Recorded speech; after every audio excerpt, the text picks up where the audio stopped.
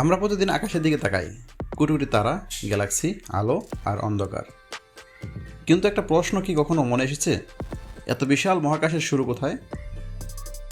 এটা কি সবসময় ছিল, নাকি কোনো এক মুহূর্তে হঠাৎ জন্ম নিল?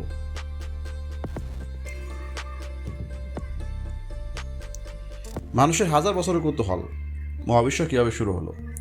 প্রাচীন সভ্যতাগুলো নানা কল্পকাহিনী বলেছে। কেউ বলেছে দেবতারা সৃষ্টি করেছে, কেউ বলেছে আকাশ সবসময় এমনই ছিল। কিন্তু আধুনিক বিজ্ঞান বলেছে মহাবিশ্বের একটা শুরুর মুহূর্ত আছে।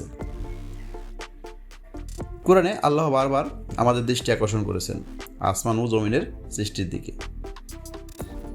সূরা আনবিয়ায় বলা হয়েছে, কাফিররা কি দেখে না যে আসমান ও জমিন মিলিত ছিল, তারপর আমি উভয়কে পৃথক করলাম আর পানির মধ্য থেকে সমস্ত জীবন্ত বস্তুকে সৃষ্টি করলাম।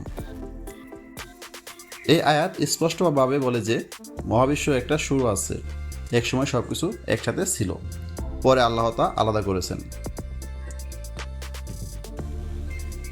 1800 থেকে 1900 শতক পর্যন্ত বেশিরভাগ বিজ্ঞানী মনে করতেন মহাবিশ্ব সবসময় একই রকম ছিল, কোনো শুরু নেই, কোনো শেষ নেই। কিন্তু 20 শতকে আসলো নতুন প্রমাণ, যা দেখালো মহাবিশ্ব আসলেই চিরন্তন নয়, এর একটা সূচনা আছে। এই ভিডিও সিরিজে আমরা জানবো মহাবিশ্ব কীভাবে শুরু হলো, বিগ ব্যাং তথ্য কী কী বৈজ্ঞানিক প্রমাণ আছে, তারকা, গ্যালাক্সি, সৌরজগৎ কীভাবে তৈরি হলো, আর মহাবিশ্বের শেষ কোথায়। সব কিছু আমরা জানবো প্রমাণ সহ, আর দেখব কোরআনের আয়াতের সাথে বিজ্ঞানের অসাধারণ মিল। তাহলে প্রস্তুত হন এক মহাজাগতিক যাত্রার জন্য, কারণ মহাবিশ্বের শুরু জানলেই আমরা বুঝতে পারবো আমরা কারা, কোথা থেকে এসেছি, আর কার হাতে এই বিশাল সৃষ্টি। পরের এপিসোড বিগ ব্যাং।